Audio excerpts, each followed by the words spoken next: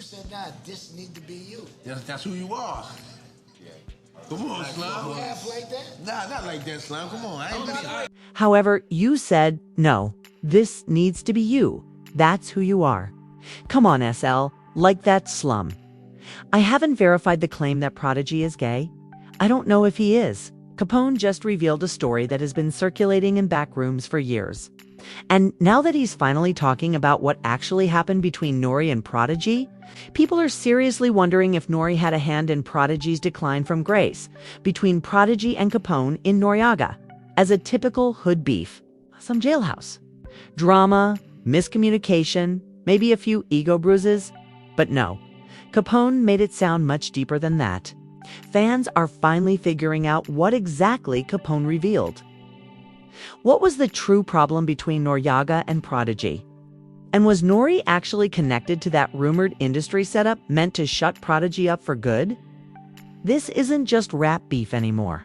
It's conspiracy, silence, and sabotage to understand why Capone's words hit like a punch to Thigot. We had to go back to the gritty late 1990s and the wild early 2000s. Then you wrote the book and said, Kara, and someone didn't mind that. He didn't mind that, and nobody cared. But if you look at the ground back in the day, Capone and N.O.R.E were repping Queens' heavy, real street legends. Not some industry-made puppets. And they had that raw respect in the game. Now, Prodigy and N.O.R.E weren't close like brothers or anything, but they moved in the same circles, jumped on tracks together, rocked the same stages, and without ado shared ties and on the surface. It seemed like everything was cool. We called Prodigy and said, yo, Prodigy doesn't want to be a part of the record anymore. Then things changed, and in 2011, Prodigy released his tell-all, My Infamous Life. That book lit up the industry. And he wasn't holding back names like, he had nothing to lose.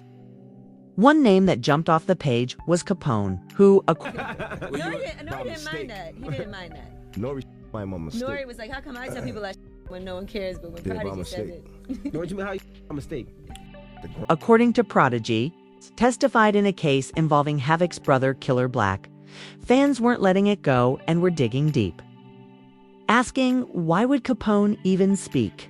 In court, if he wasn't involved? No. I gotta say, because Marley wasn't privileged. Marley put in work and some were convinced something shady went down. And just when it couldn't get messier, N.O.R.E jumped in too.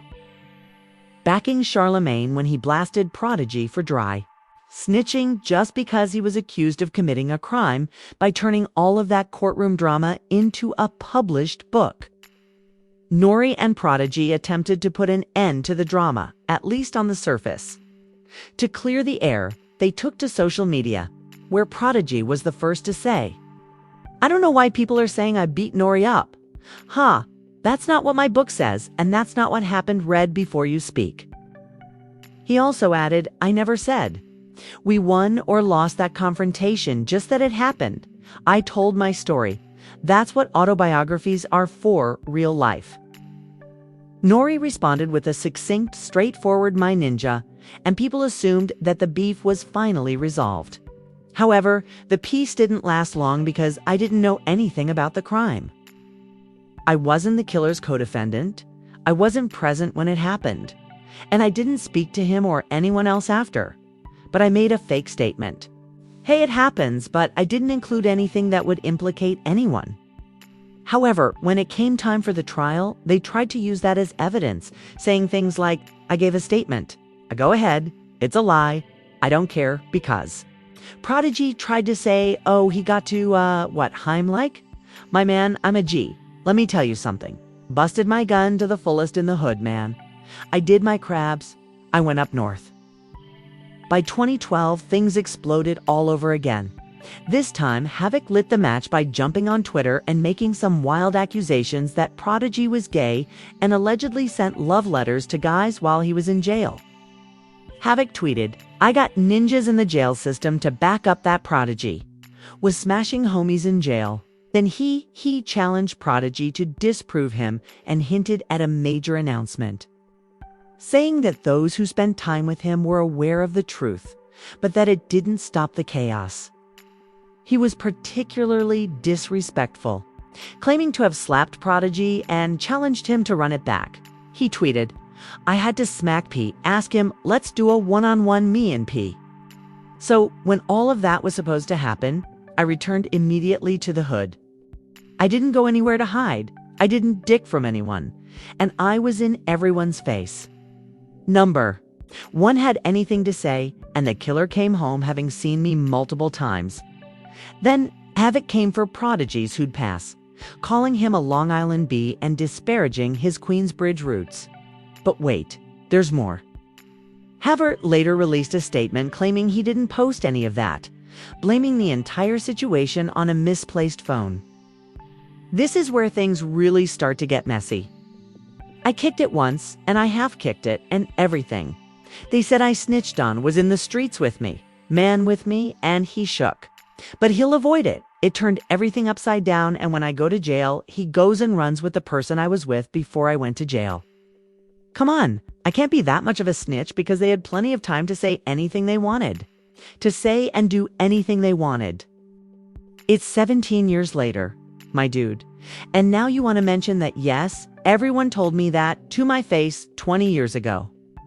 And 15 years ago. You could have told me that in any way.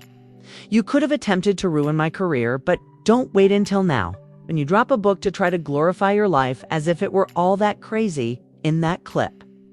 Havoc reaffirmed the outrageous allegations regarding Prodigy's sexual orientation while carrying a gun. He even acknowledged that he had smacked P. His voice was unmistakable. And guess who jumped in the conversation to co-sign it? He simply said, "Yeah, that's Havoc's voice." But he didn't stop there. While we were discussing his book, he has an autobiography. N.O.R.E made a shadowy little remark about Prodigy, suggesting that the secret will soon be revealed. Out right now, right? And he definitely kept it real about everything from his point of view. He talked about people getting shot and people shooting, and yes, he fought. Later, N.O.R.E tried to backtrack and said he was just playing around, but when someone asked him if he believed what Havoc said about Prodigy N.O.R.E, he didn't respond with a yes or no, instead shrugging it off like, ask Havoc. The rumor was simply fueled by that nan-answer. By then, the streets were in disarray. Some people believed that the entire situation was a clout move, especially since Prodigy later claimed that they had fabricated the drama. But others believed that something serious and possibly even treacherous was simmering beneath the surface. Fast forward to today, and guess what? There is smoke between Capone and N.O.R.E as well. I left my phone at a gas station yesterday evening on my way to Jersey after a fantastic Knicks game. To all Mobb Deep fans, it's business. As usual, it's Mobb Deep all day. My Twitter account @TheRealHavoc will be down until further notice. The only other legitimate account is @Prodigy Mobb Deep. He used Twitter to talk tough, saying that his phone was stolen at a gas station and that someone else was tweeting it.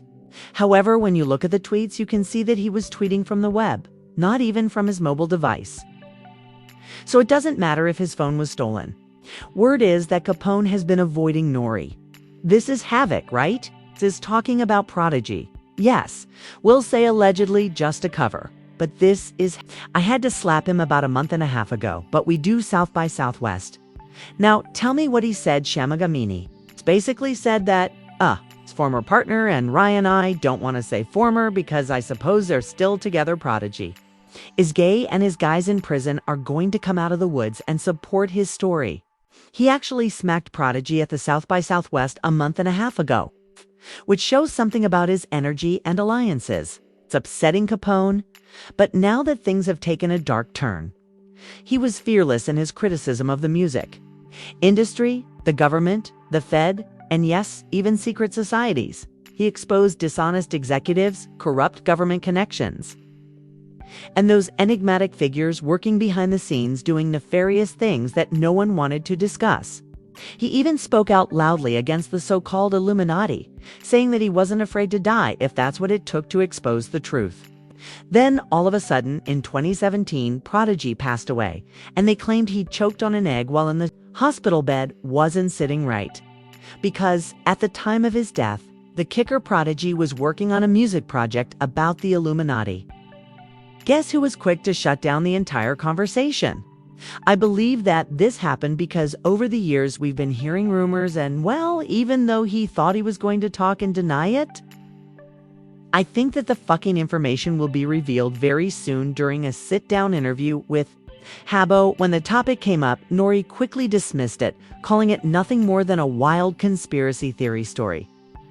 Or was it that N.O.R.E was attempting to persuade Havoc to support him by pretending that everything was just some crazy conspiracy and nothing more? The way he played it felt too controlled and smooth, and that's when the theory began to take off. This isn't a joke, man. It's a lot of real stuff happening in this world, and secret societies are real. You know that they're at work, and it's evident that they're at work in the music industry, the food industry, politics, and everything else. You just have to read the signs. You know what I mean? It's all right in front of your face. You know what I mean? People believe N.O.R.E was only trying to keep his connections in the industry intact by making sure he stayed on good terms with the gatekeepers. But others think it was more than that. Perhaps he knew something, or worse. Perhaps he helped fabricate the story that brought down Prodigy, not like a setup with hands on it, but in a more sophisticated way that discredits you, gaslights you, and makes you appear insane when you're speaking the truth. They will be able to observe and say, wow, this is great. I know what's happening. I believe that there was a different background to why he was doing what he was doing, and that it was some ritualistic things going on when Prodigy needed someone to support him. N.O.R.E stayed joking. I mean, all this ritualistic and rituals? On little you know, they kids doing satanic rituals. Like, this stuff is really happening in this world. Like, you know what? I mean, you got sick people like Jeffrey D. and different people like that. Now that Capone is reportedly keeping his distance from N.O.R.E, it's looking suspicious. Perhaps this is his quiet way of stepping back, clearing his name, and refusing to co-sign whatever has been going on behind closed doors. If the beef was truly squashed, and if N.O.R.E was really just clowning, why keep pushing that negative energy and adding fuel to the whispers instead of shutting them down? One thing is for sure, though. The more you dig, the less this looks like leftover rap beef, even though I was inside, locked in a prison. I wanted to show them that I still had no fear in my heart regarding speaking my mind and telling people what time it was. There's really nothing for me to be afraid of because there's nothing else they can do. And I'm not afraid. But here's the cold truth. When you speak out loud like Prodigy, did you either get blackballed or disappear? Now that more people are starting to say it aloud, it's not a coincidence that Prodigy passed away under some very dubious circumstances. The real question is whether N.O.R.E made it because he's sold out, or if he was punished for remaining silent, or perhaps even for aiding in the suppression of someone who refused to be subdued. Was N.O.R.E compromised, or did he sacrifice genuine loyalty for industry favor?